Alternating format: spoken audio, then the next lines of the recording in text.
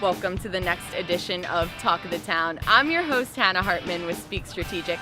Today, we caught up with Mary Tinkler, former state representative and current Charleston County treasurer. Tinkler, about a year ago, was the only Democratic candidate to defeat a Republican incumbent in the 2016 election in South Carolina. Let's hear what Mary had to say. I'm joined by Mary Tinkler here in Washington Square Park. And Mary, it's been a year since you were elected Charleston County treasurer. How has your life changed since that election? Well, I love being home in Charleston. I think that's the biggest change, is being able to be present here in this city and being able to really take hold of an office and have it become my own in many ways.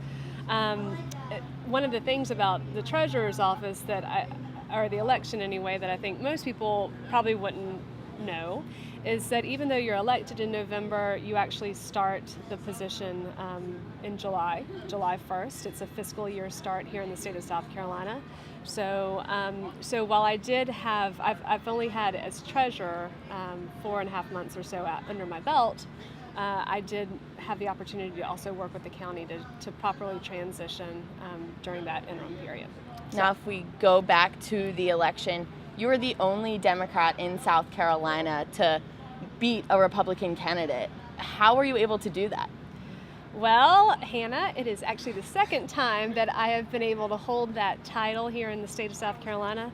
Both times were very different, let's just say. And this last time specifically, it really took a lot of hard work. I really focused hard, full-time on this. I think that certainly it was a close race in the end, but it did show that those in Charleston County were ready for change and for someone with a bit of a fresh perspective and new eyes to take a look at this office. Coming in July, what does your day-to-day look like? What are your responsibilities? Well, it changes from day to day, but a lot of what I have been doing over the past 4.5 months is really working with my team. I have 23 members in the treasurer's office who help me handle the day-to-day. And what that looks like is, we are the office for the county that collects money on behalf of a variety of different entities, whether that be fire departments, whether that be Charleston County departments themselves, whether that be municipalities around the county. And so they collect the money, we disperse the money to the various entities, and then I have the opportunity to also invest that money. So it is the surplus, or that money that does not need to be immediately dispersed. But it's been a lot of fun. It's been a lot of working with this team to make sure that certainly they have my trust, I have their trust. They have, in many cases, been working with my predecessor the entire time he was treasurer. And so, the past 4.5 months have really been just an assessment of mine to make sure that they have the resources they need, they have the training that they need, they have the opportunity for growth throughout my office and throughout the county if they should so wish. And so, that's been a lot of what my focus has been. And certainly beyond that, I've been working closely with the auditor, Peter Tecklenburg, to help hopefully implement a couple of new programs here that will help taxpayers out. And you mentioned your predecessor. How has the transition been going from that 20-year administration to your first year incoming? My predecessor, Andy Smith, has been super gracious. He was the entire time throughout the campaign.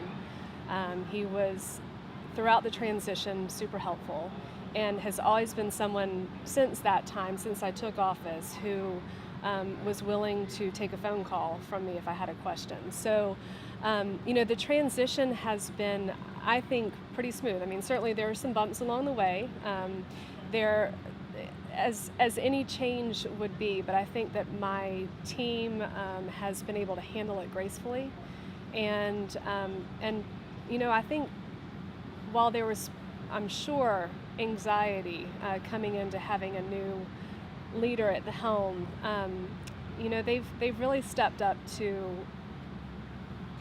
adapting to the changes that I have wanted to see take place and have put in place. And certainly I'm not one to want to make changes for change's sake, but I came into this knowing that Andy Smith and those who worked with him had created a brand in the Treasurer's office that was, good stewards of money, had the trust of the community, and certainly had, a great customer service experience when taxpayers came in.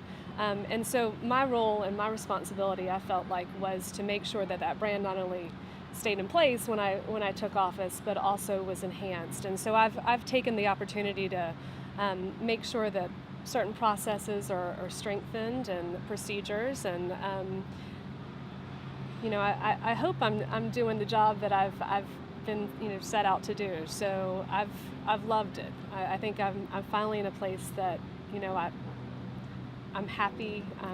I feel that work-life balance is there, and I'm excited to be home in Charleston.